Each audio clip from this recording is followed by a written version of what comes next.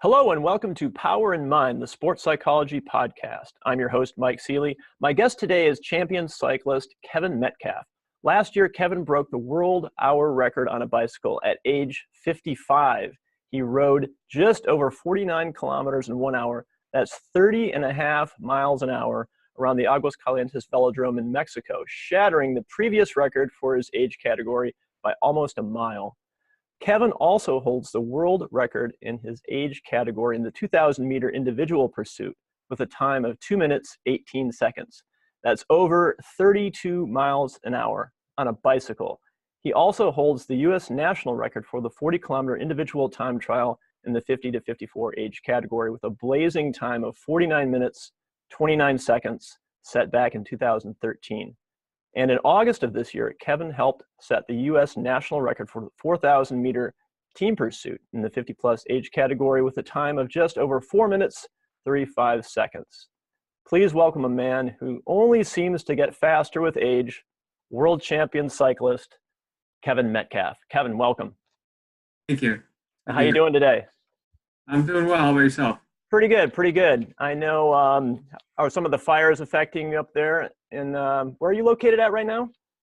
Pleasant Hill. Pleasant Hill, okay. All right. Yeah. I know we got some California fires and a lot of smoke in the air, so I'm imagining you're probably not riding too much outside. I don't know. Yeah, yesterday was a lot worse than today, but it's okay. Smoky. Okay. So Kevin, I just think you're really an inspiration, not just for, masters cycling, but just really for people who are thinking that age is a barrier to success, to achieving things, to really doing what you want, not just in athletics, but in other things. So I just want to mention that up front. I've raced with you a bit in the past, but it's been a long time since I've talked to you, and I've been following what you've been doing, and it's amazing. And I definitely want to talk about your world hour record a lot. But before we get into that, I just wanted to ask you a little bit about how you balance, like, I'll call it like normal life and bike racing at the level that you achieve. Just how you do that. Is there a certain mindset that you have? Do you get up super early? Like, how do you maintain that balance? I'm curious. I do. I think in some ways I do a fairly good job of that. My wife also cycles. Okay. So it's something we can share together as opposed to something that's just me doing some selfish thing. Right. So that makes it a lot easier. Cool. And also, she has a good head on her shoulders and sometimes helps me because it's really easy to go into the rabbit hole of, well, I'm doing this and I'm doing that and this is going to be really great. And it's like, there is a real world out there. And it's like, oh, yeah. Yeah. And think about the rest of the world. But, yeah, I do get up early. During the winter, I get up and do trainer rides during the week before work. During the regular part of the year when the daylight is longer, I will get up early so I can get to work and then ride after work. Okay. Yeah, I don't get as much sleep as I'd like sometimes. Okay. So it sounds like you're talking about kind of maybe a positive thing of having a balance with not being totally obsessed about cycling, where there's like a real world out there. You have a job, you have family, like, it sounds like, a benefit is what you're kind of focusing on that. Yeah. Yeah, I think so. Because okay. Otherwise, you become one of those guys and it's like, dude, you're 50-some-odd years old and you're like a professional masters racer. And I don't want to go there. Okay. So you say professional masters racer, right? Yeah. But clearly, like, some of your achievements are just, completely outstanding. And I'm wondering, how much do you train, say, during the week, or how much time do you dedicate to training during the week typically? This time of year with the time change, I'm on the bike like an hour and 10 minutes every morning. Okay. In the summer, when the daylight's longer, yeah, the average is hour and a half to 2.5 hours on a longer day in the afternoon. Okay. What's going on and how soon I get out of work and how much daylight's left. Okay. this year I tried to make a point of, even when, it was being light until 8 or 8:30, I tried to get home by 7 just so I could have time to make dinner and be a human. Right. Like riding till the end of dark and Yeah. yeah. Okay. Okay. So it sounds like just enough training. Like that sounds kind of minimal. Yeah. Well, I get out for pretty good weekend rides. Uh-huh. Like today we did a little over 4.5 hours. Okay. So, during the summer, it can be 15 to 20 hours on a long week. Okay. Year it's probably like 15 hours a week. Yeah. Okay. Um, I want to ask you kind of one of these silly interview questions, which is how do you stay so young? Because frankly, I mean, what are you 56 now? How old are you? 57. 57. Okay.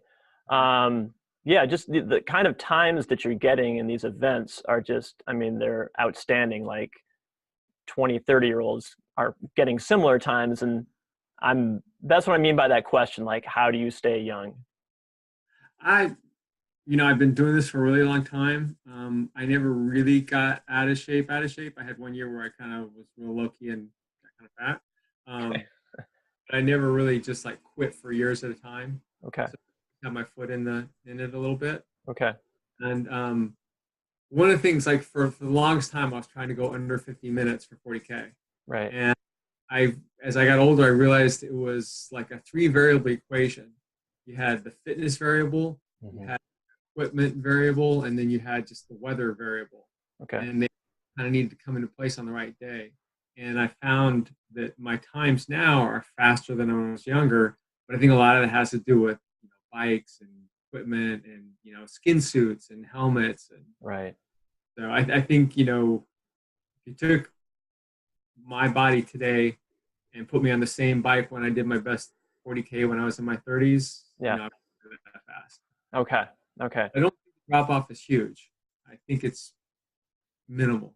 Yeah. Yeah. Well, like it seems like it all adds up, right? All those little Yeah, factors. And clearly, yeah, the engine is important, right? yeah. You got to have an engine. Okay. Yeah. Um, Amazing. So I also want to ask you, like, do you think it's possible for all older athletes? And I don't really want to call you old, but just there is this notion like if you're over 50, you're kind of old.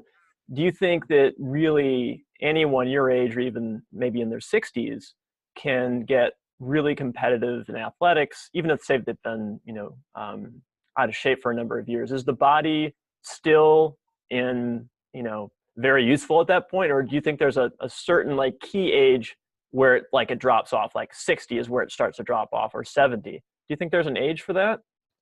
I don't know.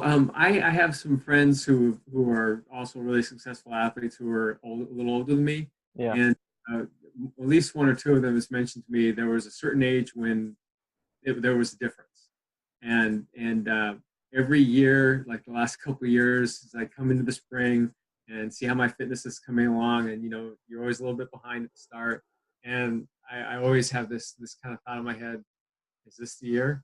Is the drop off here? And so far, it hasn't been. Okay. But I started training with power, for instance, in 2007, Hmm. and as far as I can see from my data, my threshold power is fairly close to what was that, 11 years ago. Wow. Maybe, who knows? Maybe this year is the year it changes, or maybe not. Okay. Well, one thing you mentioned, Kevin, is like you haven't really taken, a year, 2 or 3 years off completely sedentary. Like you've maintained your body at a certain level of fitness. Yes, Yeah. I think that's really important. I think on at some point you can kind of go away from the sport and come back and be really fit and all that sort of thing. But I Yeah. think probably some age in there when if you come in cold, it's going to be a lot harder. And I think somewhere probably in your 50s, if you're coming off of 10 years off or you're a new athlete at 50, it's probably going to be harder than if you've been doing it for a while. Right. Okay. Okay. Great. I want to get into your hour record that you set in Mexico. This Okay. last year in the Mhm. summer, I believe, right? Yes. Yeah. I want to first ask you what made you want to do it. What prompted you to do it?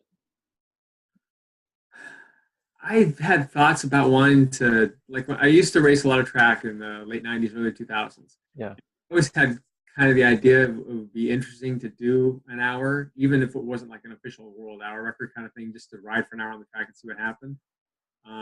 But it's just one of those things you never got around to doing. And then later on, when I was getting kind of hot and heavy in cycling again, you'd see Molly Van Houweling was doing this, and then they changed the rules again, and they went back to basically Merckx's record, really Boardman's record, but 40, what is it, 48, 49K. Right. And I got to thinking, geez, I mean, I think maybe even I could do that. Right. Before Jens Voigt got out there. And of course, that's a silly thought for a 50-year-old guy to try and break the world elite hour record, but it was probably possible if you got in there at the right time. So anyways, that's kind of what got me interested. And then Molly Van Houweling started doing these hour records, and it just kind of seemed like something to do. And I talked to Chris Ott, our friend, and because he's kind of helps run our Pete's Coffee cycling team, and I said, you can find some sponsors to make this happen. I would like to do this. And Chris pulled it off, and me and Dan were able to go down there, and it was great experience. Nice. Now you mentioned Eddie Merckx's famous hour record set in, I think, 1972 or something like that. I think so, yeah. Yeah, way back when, which stood for a long, long time. And now, were you at the same track that he set his record in Mexico, or is it a different track? No. We were in actually Aguas Calientes, which is probably a couple 100 miles north of Mexico City. Okay. But it's at altitude. It's around 6,000 feet above sea level. Okay. It's a beautiful indoor wooden track. It's got a nice shape too for pursuing compared to, say, Los Angeles, which is a little more cigar shaped and the corners are more severe. Okay. Yeah. So you're saying it sounds like there's a couple of people that inspired you to do this. Yeah. And it makes me think, Kevin, of Roger Bannister, the guy who broke the 4-minute mile for running back in like the mid 50s or something like that. And it gets me thinking about like psychology, so that somebody gives someone else permission to do something audacious like this, right? So like you're seeing people like, hey, I could do that, right? And then you mentioned the Pete's Coffee racing team, team manager Chris Ott, like you get this idea, like kind of get permission to do it, and then you go logistically, like, yeah, it's possible, like let's do it, right? Something like that. Yeah, awesome. Definitely. Cool. Yeah. Okay, so I want to also get into like the psychology of during the event itself. Now, clearly, intense physical pain, probably some doubts if you could do it. All these kind of factors going into it. Did you have any kind of during the event, or right before the start, or some sort of a mindset or a mantra or something that you were telling yourself to push yourself through it? Any kind of like psychological trick that you would want to share with us?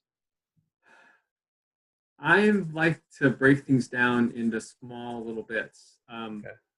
This winter trainer workout I do every day, I do 2 20-minute intervals at about 80% of threshold, which isn't like super aggressive, but it's hard enough where you feel it. And, you get a little, you feel that. And what I do is I break them into 5-minute blocks. So, every 5 minutes I get to kind of stand up for 20 seconds, kind of give my butt a break. And so I'm never 5 minutes away from something different.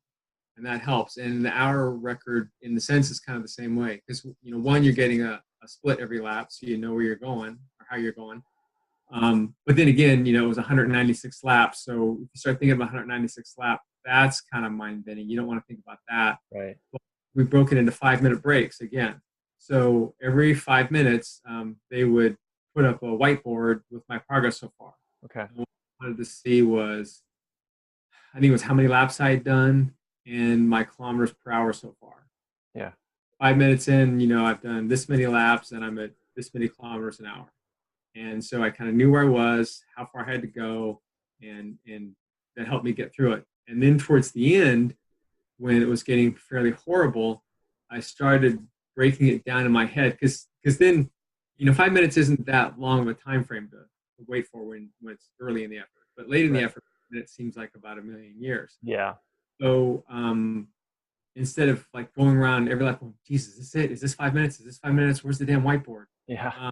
I started counting laps. I kind of did some math in my head and said, okay, it's probably 17 minutes or 17 or so laps every 5 minutes. So I just like 1, 2, 3, 4. Okay. So I was making progress towards 5 minutes. I knew, okay, 5 is a third of the way to 5 minutes, that kind of stuff. Smaller bets. And that helped a lot. Great. Careful with math because sometimes I started thinking a little bit too much about math, sponge, and have to kind of back to the real world. Right. Right. Your brain only has so many calories to burn during an event like that. Yeah. Interesting. So it sounds like one of the key things was really not getting overwhelmed with, the full task ahead of like 196 laps. Like that's something your brain hears that and you're like, oh, that's just ridiculous. But if you're breaking it, especially towards the end, into lap by lap, like it's like little bite-sized chunks, right? Yeah. That helped a lot. Cool. How did you had teammates down there as well when you were setting that record, correct? Yeah, Dan Okay. Bryan was going for the 45 to 49 hour record. Okay. And Chris Ott was there with us, and we had a photographer who was down there also. And then there were, Rob Van Helling put this trip together, and there was, I think 5 or 6 different people who did hour records. And then they had people who, during the heat of the day, would do shorter attempts. So there's like 11 or 12 athletes down there, all told. Okay. And this is kind of off the track, but Rob is just stats geek galore. He's great. And he has all this historical data of temperature and pressure in the velodrome. Okay. And that's one of the things where you go down the rabbit hole of like, when's the best time to go? Because you want it as hot as possible because the air is less dense when it's hot, but you don't want it so hot that you can't deal with it. So you try to find that time when it was perfect for you. And for us, we went for about 80 degrees. Okay. Like in the morning, there was a window when it was about 80, Uh-huh. and then being about 80. And I went in the evening. And then in between, when it would get up to 100 degrees in the velodrome, that's when the short people will go because the air is even less dense. And, they don't care that it's 100 degrees because it's only like 1 or 2 minutes. Okay. How much of a factor was it for you to have, team support there and have that sort of camaraderie? Oh, it was huge. Dan and I helped each other. Like when he did his run, I was the guy doing the iPad timer and the whiteboard, and then vice versa when I did it. Okay. Chris Ott was there running the whole show and doing actually some fabulous commentary on his Facebook Live thing, and it was a really good time. We had a lot of fun. Awesome. Yeah, I remember I was watching the Facebook Live event, and it was pretty exciting. It was pretty exciting for sure. Yeah. Yeah, it was good because Rob was it was like when you watch Major League Baseball, you've got the analyst and the color guy. Uh-huh. And Rob was the analyst and Chris was the color guy, and they knew each other well. Nice, awesome. So cool. Also, you also set at I don't know if that same time on that same track the 2,000 meter like pursuit time world record. Was that also what happened? Yeah, I did that the next day. The next day. Wow. Yeah. Okay. So after all that effort, you're like, let me try another one, right? Yeah, it's like you're there and the paid for, and yeah. Okay. Were you, in terms of physical effects after the world hour record, were you like devastated? Like clearly you raced again the next day, but was it harder than you thought or easier than you thought? If you had some perspective on it after the event. It wasn't super hard until it was. I had done a couple hours in training at Hellier. Yeah. And go back a little bit, I remember hearing what Eddie Merckx said about, this is the hardest thing he ever did. He never wanted to do it again. And then in the lead up, I've talked a lot with Rob Van Helling, and he's mentioned that Molly, besides all the hours she had done in competition, has done a number of them in training. And I thought, that's insane. This is supposed to be this most horrible thing. Yeah. And then I finally decided, okay, I'm just going to do one in San Jose. I did it in December, the year leading up to that, just to see, what can I do in San Jose. And it really wasn't that horrible. I mean, it's an hour time trial. Hour time trials hurt, but, it wasn't going to die. Yeah. And it kind of gave me some confidence. And then Rob has what I call the magic spreadsheet, where you can input all the data, because he was out there that day. He had his weather station, and he had his computer timing system, and he takes all that data, takes my power data, and plugs it in and says, okay, if you were at Aguas Caliente or Colorado Springs, you would have gone this far. Wow. And the numbers looked really good, so that was really encouraging. Cool. So yeah. So when I got to Aguas Caliente, I thought I was going to go 50K. That was my goal, was 50K. And then in training, I was trying to push a gear that was going to be good for that, and it was just a little bit too much. Okay. Through the corners, you get this kind of acceleration in the corners because your center of mass is actually taking a shorter line. So the wheels kind of spin up to catch. Okay. When you come into the straightaway, it almost feels like you're hitting a bit of a hill. I was on a 53.14 was what I was shooting for, and that was just too big. It felt a little too big coming out of the corners. So I backed off a little bit to a slightly smaller gear, 52.14, and set a goal for 49.5 kilometers, 18.2 laps. And I was on that schedule for about 40 minutes and then started fading off a bit towards the end. Okay. I remember I was reading a little bit about the event, the World Hour Record event that you did. And it was an interview. I can't remember what article, but I think you were saying that you were actually behind pace for the first half of the event. Is that No. what? No? Okay, maybe No. not. Okay. Okay. Yeah, because I, maybe a little bit arrogant, but I knew I was going to break the world record. Okay. Because I knew based on the data that I had a lot of room. Right. What I could, even a bad day was going to be enough. Uh-huh. I have to caveat that with the guy who previously held our record did it in New Zealand, not in Aguas Caliente. Okay. Level versus altitude, that helps. Yeah. To think that at sea level I could beat him still, but it would be a close steal. So maybe I wouldn't. But I knew it at altitude. I knew I could do it unless Got it. happened. Cool. So it sounds like having that kind of confidence from the data and everything adding up in your mind. Just having that kind of confidence. It sounds like that again, like gave you some permission to just like, yeah, I got this. I'm going to do it. And awesome. So another thing I want to ask you, Kevin, is in terms of say what you see for maybe your next challenge. I mean, clearly, again, like you're like a beacon of hope, and I don't mean this like hyperbole, but seriously, like the kind of times that you're doing for your age, whatever, is pretty amazing. I'm inspired, and I'm wondering if there's something you have on your horizon, like a bucket list or something that you want to do with either cycling or some sort of personal record. From a cycling point of view, I'd like to get back under 50 minutes for 40K. Okay. Since I turned 55, I've been close twice. I did a 50-16 2 years ago, which actually broke the national record, but did get ratified because they didn't have electronic timing. And then I did a 50-18 again this August in Ceely. Which, if they ever get it together, will be a national record. Okay. But I want to go under 50. Yeah. And you did that. You went under 50 back in 2013. Is that right? Yeah, when I was 50. Yeah. Okay. Yeah. And that was like from like probably like 1989 or so. That was my goals. I wanted to get under 50. I've been trying literally for 20 years to go under 50 minutes. Awesome. And you got to have the form, you got to have the equipment, and you got to have the right day out there. Some days you got two of those things, and the weather's crappy, or you never know. Right. So, yeah. Okay. I remember there was a bunch of records set for the 40K U.S. National Individual Time Trial back in like the early 90s in like New Mexico. Mm-hmm. Do you remember that? New Mexico, yeah, the Moriarty course. Right. Is that course still in existence?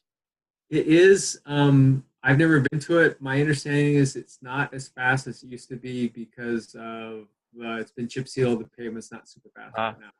Okay. I can't remember the year, but maybe 6 or 8 years ago, they repaved Ceely. Okay. The Ceely, it's at 5,000 feet, so it's a pretty high altitude. It's a really pretty much flat road. Yeah. But it had these really bad expansion cracks. Uh, 3 seconds, boom, boom, boom, boom, boom. yeah. Right.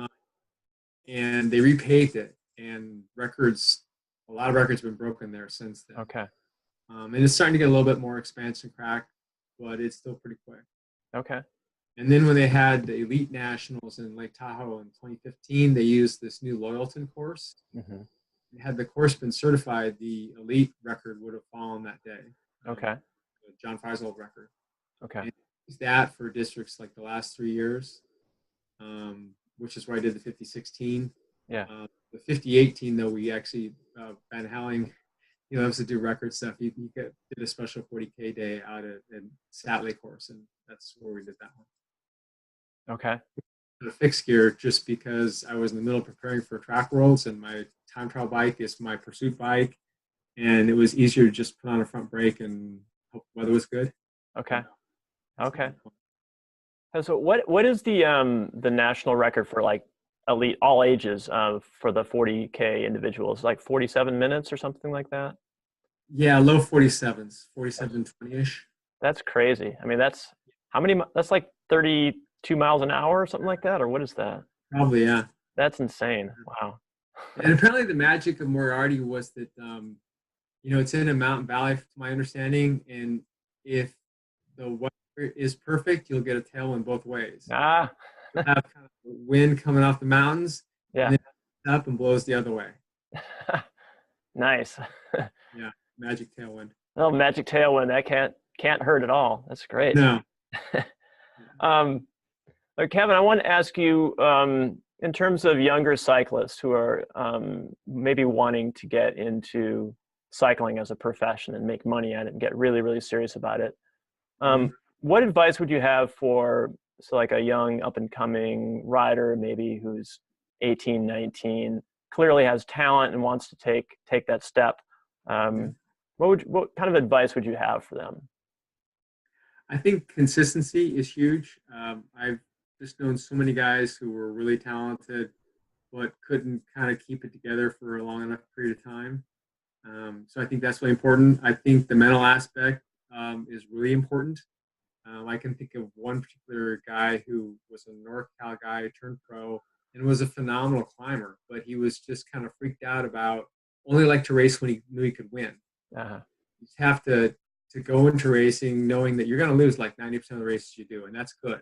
Right. I mean, 10% of your races is really good.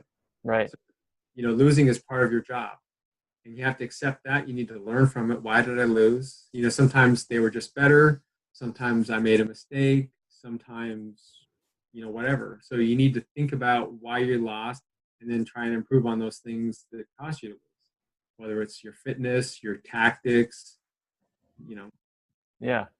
all right people. That's interesting. I like what you said about like you're going to lose 90% of the time. Lose meaning like not actually get first place podium, and that's actually that means if you're winning 10% of the time, that's pretty amazing. Yeah, and I agree with you. I think younger cyclists, having that perspective of like you say, consistency, of just really sticking with it and getting that percentage. Like if you're winning 10% of your races, like you're probably on your way to going pro, I would imagine, if you're winning some races. So okay. And another thing about is your mindset. Like when I was young and really kind of hot and heavy in cycling, I had things I was responsible for. I was in college, I had student loans, and I wasn't willing to throw it all away and chase the big dream. Yeah. I don't think that had I done that, I would have made the pro tour by any means. I might have been able to be on some small domestic team, which would have been really cool. Yeah. It wasn't worth like ruining my credit and losing the chance of marrying my wife who I married. So it was an easy choice to make. But I know some guys who made not throwing away their lives, but they just wanted to be pros. They weren't the most talented person in the world, but they really wanted it, and they were really, and they were willing to suffer, and they made the pros. Right. So some guys, like a guy like Greg LeMond, just had immense talent, and some guys had a pretty good amount of talent and an incredible drive. Yeah. I think the drive part, with all the talent in the world, if you don't have the drive, you're not going anywhere. Right. So drive is the big thing. And then you get that magic combination of talent and drive, right? Yeah. And mindset. And you're Yeah. pretty much unstoppable. Yeah. Yeah. Yeah. Okay. Okay. Great. So Kevin, I'm going to wrap things up, but I do have one last question for you. And the question would be, if you knew of a cyclist who is turning, I'm gonna bump up the threshold. They're 70. They're gonna turn 70 next year. Okay. Uh-huh. Right.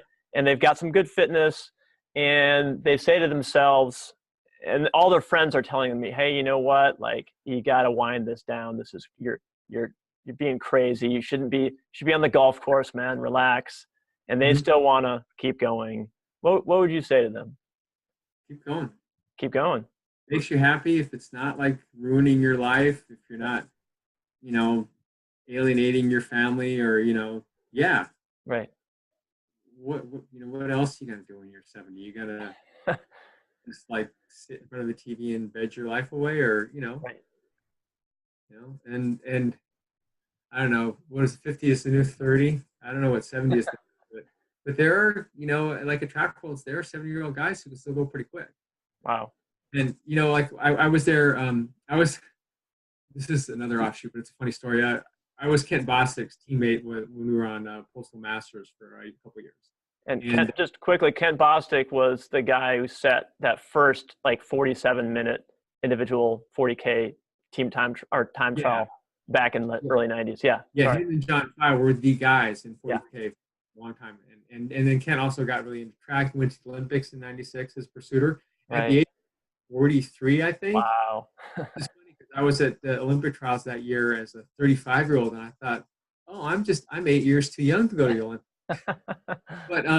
But anyways, we were teammates, somewhat later when he was in his 50s, and we were in Seven Springs at Masters Nationals, and he'd won the criterium with this phenomenal display where he chased down a huge gap alone over these two guys and caught them only at the end, and then rode away from them on the last lap. It was phenomenal. So we were all having a night, and Kent was talking to me and my teammate Mick Hellman about tomorrow's race where we race, and he's like, you guys just need to go out front and go 30 miles an hour. You guys can ride 30 miles an hour, right? And we're like looking at each other like, he's like, okay, just ride 30 miles an hour. And anyways, as I saw Kent at Masters Worlds, and he was the same Kent. He wasn't as fit as he was, but, he was trying to go off the front and ride 30 miles an hour.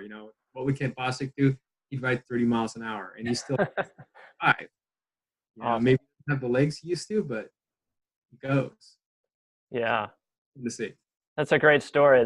I remember racing with Ken Bostic back in the day, and that he did have that mindset of like, I'm just gonna go off the front, and just that determination is pretty incredible.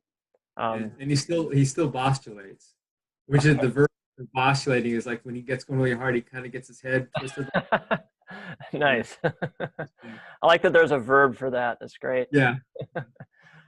So in terms of McCaffelating, would that be a verb? Can we say that? I doubt it. McCaffeinated? I don't know, since you raced for Pete's Coffee.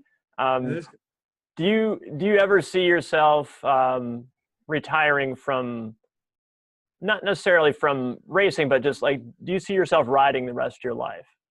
Yes, absolutely. Riding a bicycle. Awesome. Yeah. Okay. I might at some point decide that I don't want to race bikes, USA cycling type stuff anymore. Yeah. Maybe I'd want to do stuff like the Oat Route, or do things like I've always loved the idea of doing La Marmont, or the Marathon de les Dolomites, some those big kind of epic events in Europe or something. Right. That'd be fun, even if I wasn't racing. Cool. Something to stay fit for. Yeah, for sure. Awesome. Well, Kevin Metcalfe, it's been amazing talking with you. I want to wrap things up. As I said, you really are an inspiration. I'm not just throwing flowers at you. I've followed you for years and raced with you a bit back in the day, and it's an inspiration to see what you do. Again, it's kind of like, Roger Bannister, like it's giving people permission. It's like, oh, Kevin Metcalfe, like he's 57. I'm going to do that. And so, I think it's huge what you've been doing, not just for yourself, but it has really a ripple effect out into the cycling community.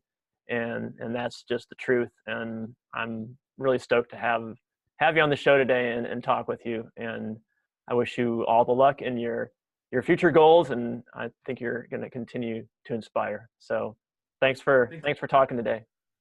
Thank you. Appreciate it. Okay. All right. Take care, and everyone out there, be well, go fast, and thanks for watching. Thanks for watching Power in Mind, the sports psychology podcast, where we talk to inspiring people in the world of sports and find out more about their mental game. Until next time, be positive, inspire others, and explore your mind.